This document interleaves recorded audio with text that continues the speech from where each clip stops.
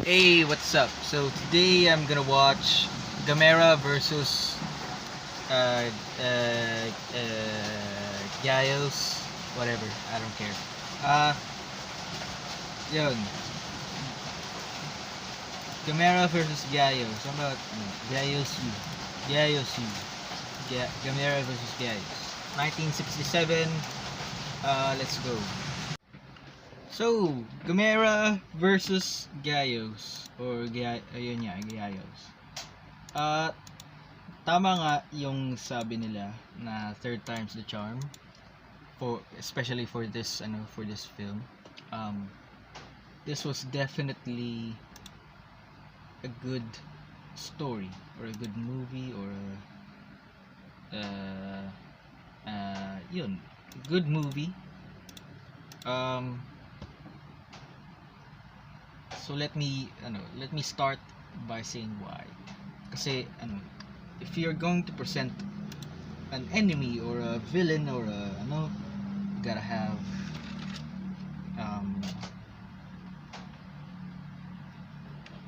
wait lang, ulitin ko. Kaya siya maganda. Tagalog eh, no?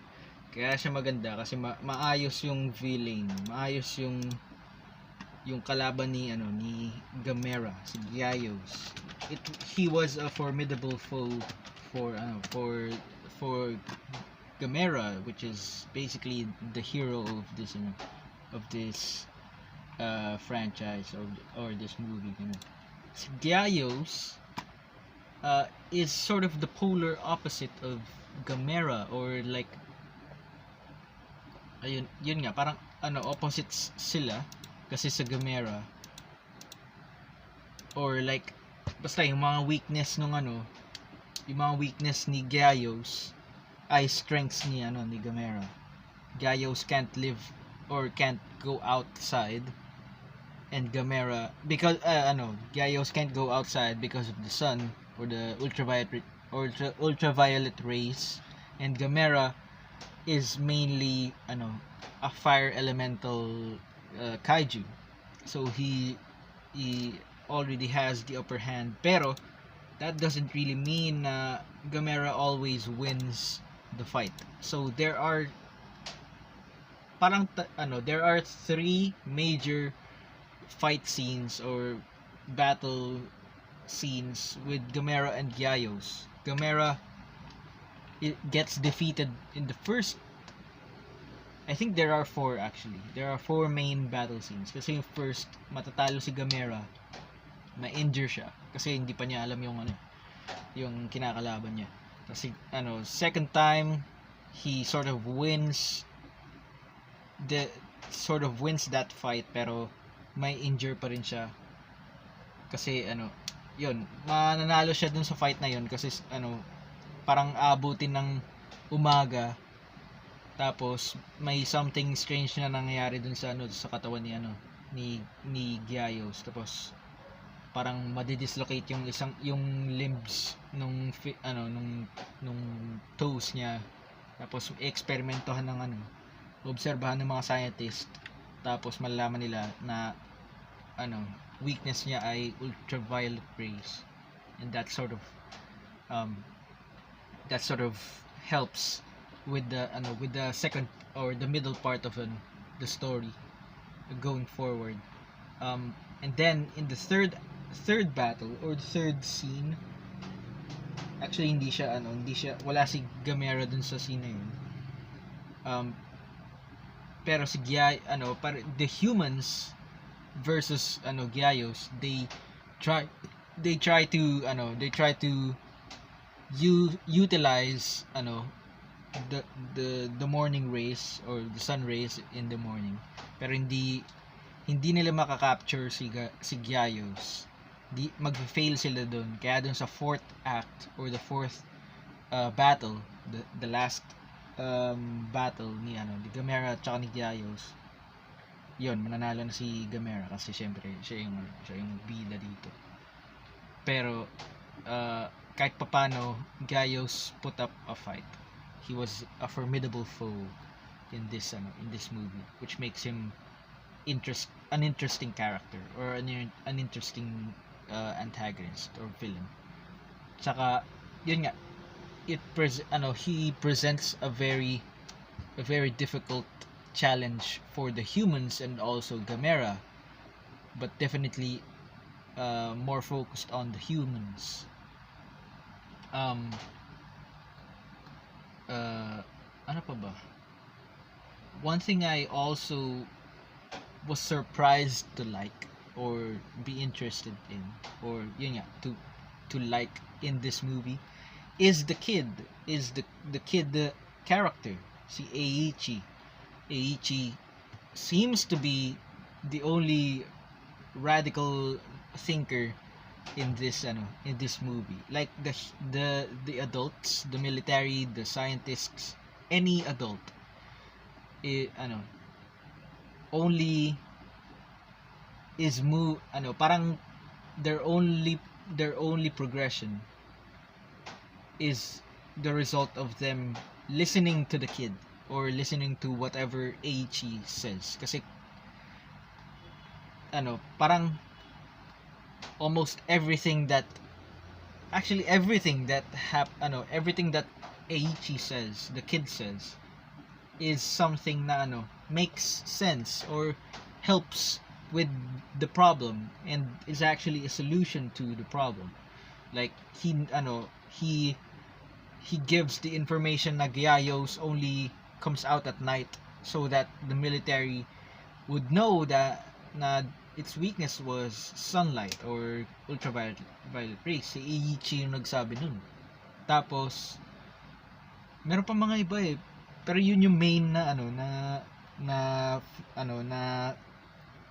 na gimmick na ginagawa nila dito or na ginawa nila dito, na yung bata, he's like parang very primal pa yung thinking niya, kaya sobrang hindi logical eh, parang lang siya, simple thinking yung nangyayari kay Eiichi kasi bata siya. So he knows, or parang he knows exactly what to do in the situation, or he always gets to be able to suggest the thing that will make or that will help the adults solve the situation at hand. So that was a very nice thing. Pero parang medyo nagiging Mary Sue yung character ni Eiichi. Pero kahit pa paano, I don't know, it didn't really matter at that point. Kasi kahit pa paano maganda siyang, it's a good factor in the story, or yun. In terms of the cons, one thing I have always been mentioning, or have also mentioned in the last movie, Gamera versus Barugon, I always have this question in my mind saying or asking na why is Gamera here? What is his purpose in this movie, in this story, kung the main focus could easily have been this new kaiju? Like Gamera is not an active force in this movie, sort of a passive, sort of a reactive character when it comes to this story. Like he doesn't really do anything else other than be defeated and get injured and have him like just solve the day or fix the problem with this new kaiju that has come up in this movie. Pero him alone, he doesn't really do anything. He's just like parang he's just there to consume fire from lava or volcanoes or whatever. And yeah, he doesn't really do anything anymore.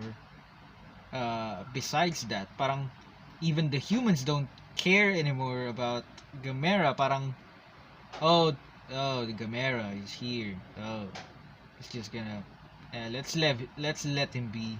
He's just gonna consume fire anyway. It's actually a good thing for the environment, blah blah blah. So yun, parang I question the ano I question the presence of Gamera kasi this movie could have been made could have been focused solely on Gyaos and the humans. Parang man versus monster. Imbis na monster versus monster. Mas ewan ko, parang mas interested ako or mas curious ako na makakita ng ganong klaseng movie. And I actually have watched that kind of movie. We've seen it in the very first King Kong movie. We've seen it in the second King Kong movie, Son of Kong, pero hindi, well actually that's not man versus that's more of a monster and man versus other monsters. Anyway, so King Kong, the very first King Kong, and then Godzilla, the very first Godzilla. They don't have any antagonists, they don't have any whatever. It's just man versus monster. It's just man versus kaiju.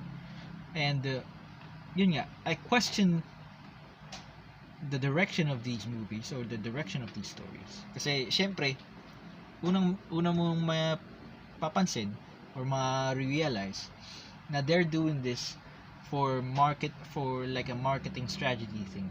Parang mas madali i-market yung movie kung may familiar na na character na we have that in Gamera. So if you're just gonna sell this movie or just gonna do this movie with just this new character, Gyaos, hindi siya papasukin sa sa cinema. But that is also paradoxical towards the storytelling kasi I feel or I think or I feel na the story sort of gets damaged because of the presence of Gamera. Like they don't they use Gamera as like a crutch, as like a an asset or parang a cheat or a hack or a way to just easily write off scenes. And I'm interested in seeing a movie like this, a kaiju movie where it's just one kaiju or like a race of kaijus that the humans have to deal with and not have two existing forces fighting each other. Kasi I don't know, that might be more interesting. So I'm gonna give this movie an 8 out of 10. It's definitely a good movie kasi kahit paano active yung humans kasi they are constantly trying to figure out how to deal with Gyaos. I mean, you could disregard Gamera completely and just have the humans like endlessly or continuously solve how to defeat Gyaos' presence. So 8 out of 10, yun na yung pinaka highest ko na score for this franchise so far. So yun, like and subscribe if you have not already. Hit the bell to get notified. And I'm sort of thinking kung ano pa yung pwede ko sabihin dito. Siguro yung expressway element, you like the sub-story of the expressway or whatever that was between the construction workers and that was not really something I was interested in the movie, pero they constantly brought it out or brought it up pala in the story, and I didn't really, I don't know, I was not curious about it or interested or involved or like ano tawag doon? Hindi involved eh. Parang basta yun, parang Anyway, yun. I'll see you in the next one for the next Ultra Q episode. Kasi alternate to. Yeah. Episode, movie, episode, movie. Yun.